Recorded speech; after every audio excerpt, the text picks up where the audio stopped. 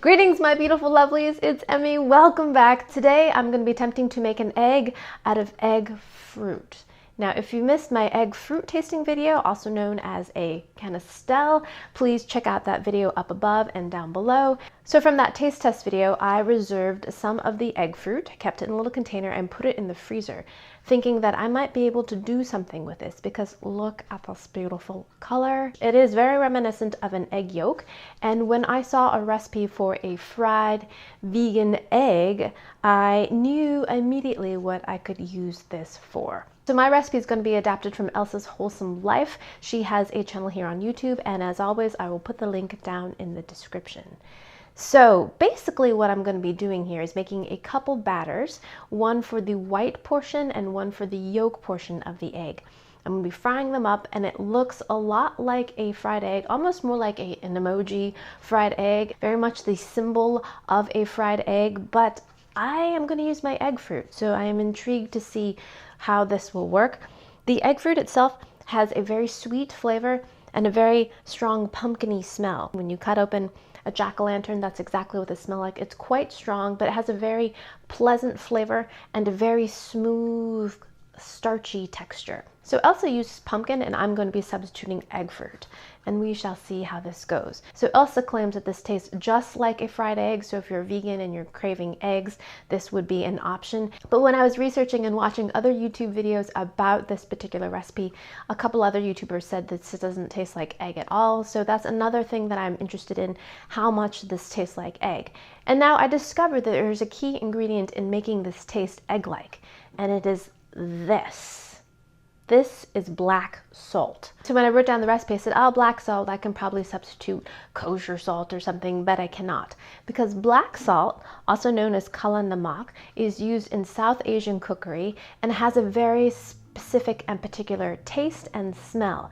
It tastes sulfurous, and when you smell it, it smells just like when you're hard boiling eggs or when you're mashing eggs for egg salad, that kind of sulfurous smell that you associate with eggs, that's what this smells like. I ordered this online. I'll also put the link down below where I found this. It also smells like natural gas. If you've turned on your stove and it's not lit, for example, you smell that kind of rotten eggy smell, that's what this smells like. I've never tasted it before. Let me give this a taste. Ooh, wow. It's just as salty as salt, but a very pungent, strong, sulfurous, eggy flavor. Now I'm super excited to see how this is going to turn out because this definitely tastes like eggs. It's actually not black in color. When it's ground up, it looks more pink and kind of purplish. So the way this is traditionally made is kind of interesting. You would take mined salt, combine it with charcoal and a couple other ingredients, put it in a ceramic container and fire it for over 24 hours. So the salt crystals would undergo a reductive process in which the naturally occurring sodium sulfate in the salt itself would be transformed into sodium sulfide and hydrogen sulfide.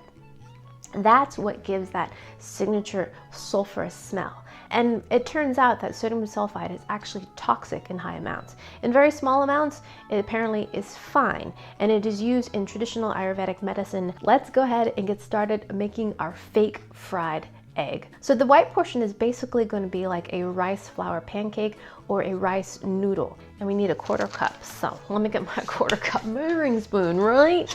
Okay, here we go. 1/4 cup. 1/4 cup of coconut milk. I'm just using my favorite brand of canned coconut milk, giving it a good shake. Look at that, that is beautiful, luscious. 1 tablespoon of water. Now I'm going to use my water to rinse out my coconut milk because we want all that coconut in there. So right off the bat, I'm skeptical that this is going to taste at all like a regular egg white because it's going to taste like coconut. We just put coconut milk in here. It will, of course, make this look nice and white because coconut milk is white. A pinch of salt. And I'm going to add a little bit of white pepper. Okay, just a little. Now we're going to whisk this all together. And already this seems very thick. So I'm going to add another little bit of water here, maybe a teaspoon. Because we want this to be spreadable enough that it pools and looks like an egg white.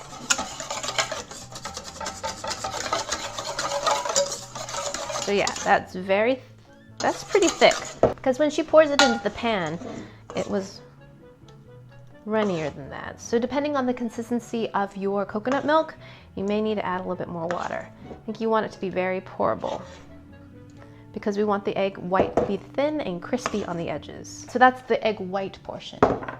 Now we're gonna make the egg yolk. So Elsa does hers in a Vitamix blender. I do not have a Vitamix blender, but I do have an immersion blender. So in my cup here, I've got 45 grams of my Canistel or my egg fruit.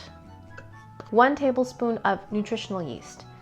It has a terrible name, nutritional yeast, but it has a really great kind of umami, not really cheesy, but just like addictive flavor to me. I just love it. It's not really salty, but it kind of elicits a kind of mouth-watering saltiness in your mouth, even though it's not salty. Strange, I know, strange, but it's delicious. Just try it on your popcorn, you'll know what I mean. 2 tablespoons of cornstarch. 1, 2. 2 tablespoons of water. 2 tablespoons of olive oil. That'll give us the richness that we find in a yolk. 1/4 teaspoon of our black salt. Pinch of regular salt. I'm using kosher salt. Using my immersion blender, I'm gonna go ahead and mix everything together. Here we go. Now the color is not as vivid as it was when we had just the egg fruit, and I think that's because we added nutritional yeast. Now, to make sure this is really, really smooth, I'm gonna go ahead and press it through a fine mesh sieve here. I see a few lumps.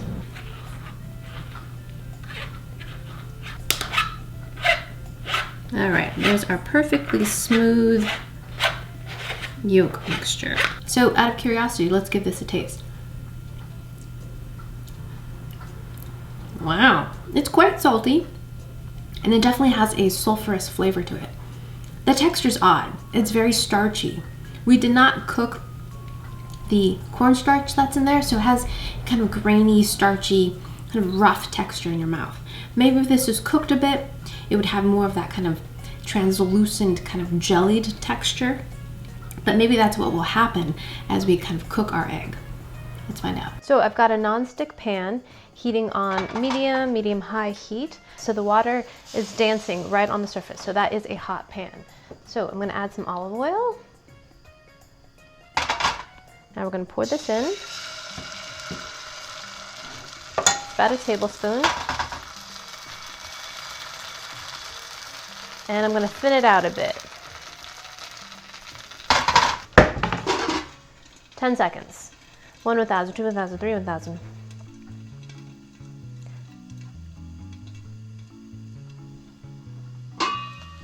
Okay, look at that. It's gotten crispy on the edges. All right, I'm gonna lower my heat just slightly. And that oil is gonna further give us some crispness on the edge. Okay, so far it's looking pretty good. Now we want a perfect little dollop of egg yolk in the middle. Here we go, egg yolk.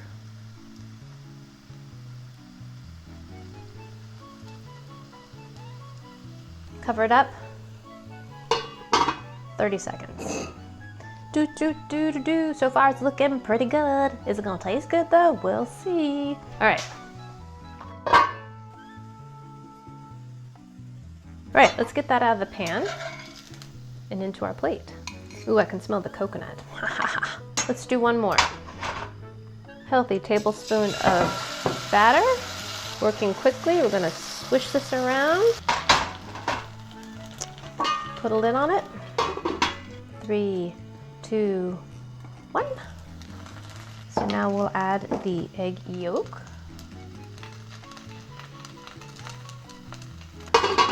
Cover it up. Alrighty, so here's the moment that we've all been waiting for, the taste test of the fake fried eggs. Now I have to say these look pretty convincing. They've got a nice little crispness around the edge.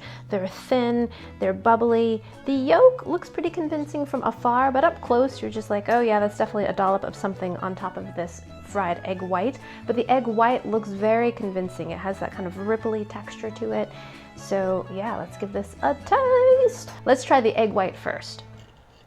Ooh, it's crisped up nicely. It's kind of golden brown on the bottom. And let's give this a go. Itadakimasu.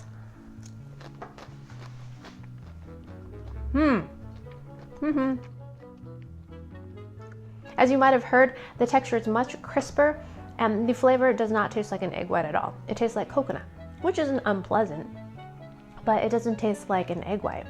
But it has a nice kind of crispy texture to it, and the middle part that's not as crispy has the texture of a rice noodle. If you ever had big fat stir-fried rice noodles, that's what the texture is like right here. Kind of slippery, a little jellied. I love pad see ew, I love chow fun, and that's what the texture is like, but with a little added crispness. It's actually quite nice, but it doesn't have that kind of rubbery resilience of an egg white. Pretty good dupe. The biggest thing that's different is the flavor. It tastes like coconut. But I understand the logic of using coconut milk in this application. Not only do you get that lovely white color, but you also get some added richness and a kind of viscosity to give that egg whiteness some texture. So let's try the yolk by itself. Ooh, so it has a very thick texture to it. Not really like an egg yolk. Let's see if it's cooked up at all. Not so much. It still has that starchy, kind of granular texture to it. I was hoping that when we covered it and it allowed it to steam a little bit, that it would get a little bit more jellied, but it hasn't. Because the color is kind of mustardy, I'm kind of projecting this mustardy flavor. This part actually tastes more convincing of an egg, more like a hard-boiled egg rather than kind of a dippy, runny egg yolk. It has that sulfurous flavor of a hard-boiled egg, which is much more convincing than the white. The texture is not quite there for me. It's a little bit pasty, gritty, and not runny. But let's try it together with the egg white.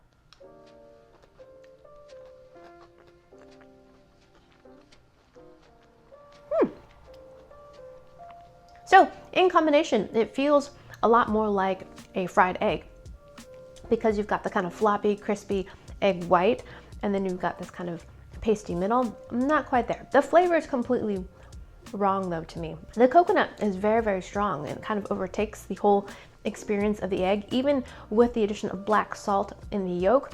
Mostly I taste the coconut milk and then I get a little bit of that kind of sulfurous egginess, but not bad. Let me try it on some toast and see what that does.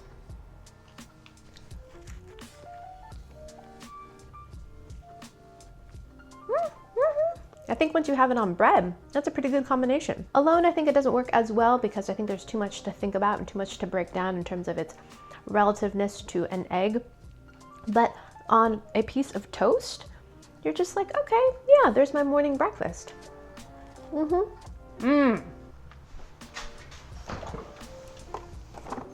Here's what's gonna make it.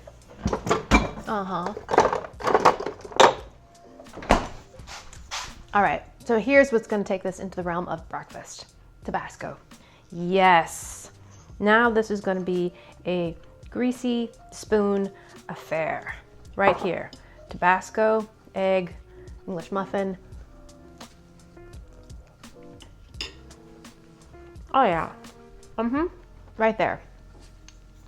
Add some Tabasco because then you're just like, all right, I'm convinced. So the Tabasco and its Pavlovian power is making me think of diner in my association with diner and fried eggs and breakfast. So yes, this convinces me that this vegan egg is much more like an egg. Plus the vinegary spice overtakes the coconut flavor, so it doesn't seem so out of sorts. Definitely use that. So there you have it. I made a fake fried egg using egg fruit. If you try this recipe, please share your lovely results with me on social media. I hope you guys enjoyed that one. I hope you guys learned something. Follow me on social media, like this video, subscribe, and I shall see you in the next one. Toodaloo, take care, bye!